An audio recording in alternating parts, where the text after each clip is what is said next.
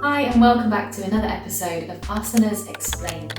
In this video we're looking at the transition, stepping one foot to the front of the mat from downward facing dog. That dreaded transition that so many of us struggle with. From my experience of teaching, if you are struggling with this transition, you are in the majority. So I wanted to break it down in this video and show you 3 different ways that you can approach this transition, 3 different versions of it that you can work with, and also to show you a little exercise, a really simple movement that you can practice that will help you to build the muscles that you need for this movement, and also to learn that movement pattern so that your muscle memory will start to kick in and help you along the way. So let's go through those 3 options, starting in downward facing dog.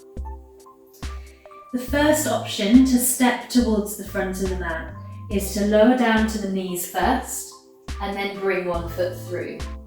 If you struggle to get the foot through on its own like that, then you can use your hand and give it a little help. So you're then into that lunge position. You can either come up to a lunge or a warrior pose from there, for example, or you can lift up the back foot and step it in, and you've made your way successfully to the top of the mat. So that is step 1, or version 1. We lower to the knees, step the foot through, and then we can walk the back foot in and we're at the front of the mat. The second option is to try taking your foot wide. So quite often when we try and bring it forwards, we feel that the foot gets kind of stuck here, right?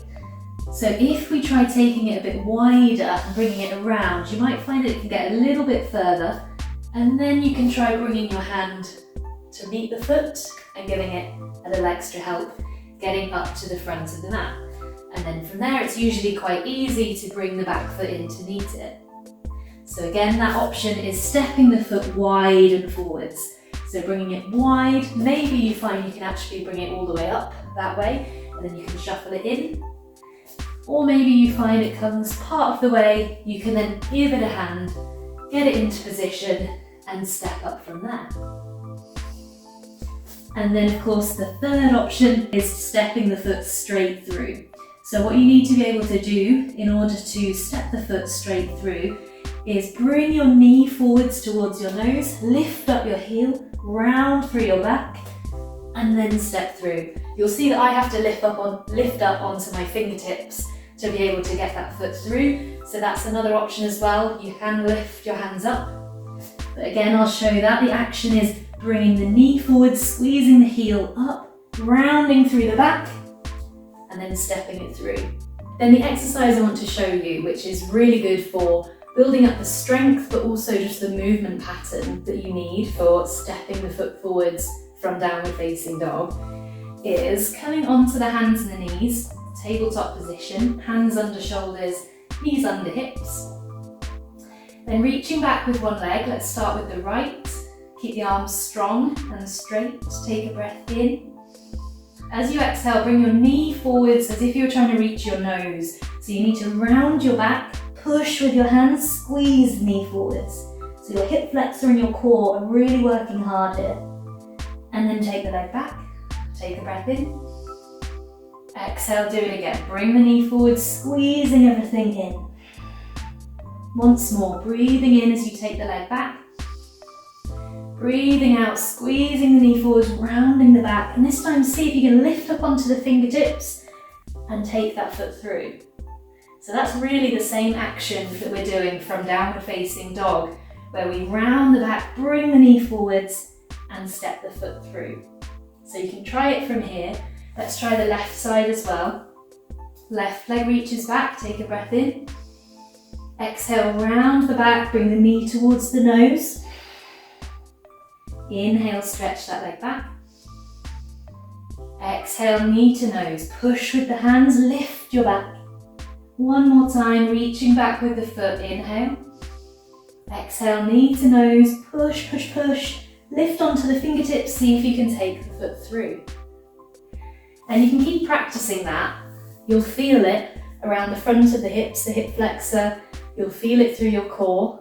And then when that starts to feel relatively easy, try replicating that same movement from downward facing dog.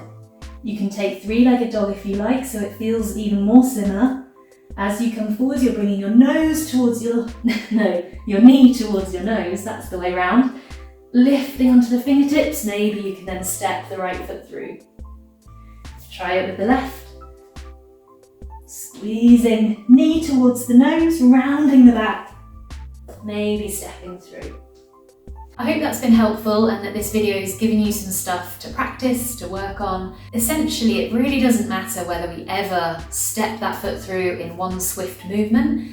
As long as you find a way of getting through that transition that feels fluid and that feels natural in your body, then that's great. This is part of a series, Asanas Explained, where I break down different postures and movements. The first video I made was breaking down downward facing dog. You can see that video up here, and I'll leave a link to it in the description below as well. And I will be posting more videos like this, breaking down different postures. So leave me a comment below, let me know which poses you'd like a little bit of help and guidance with. And remember to subscribe to this channel, and you'll see videos like this from me every week.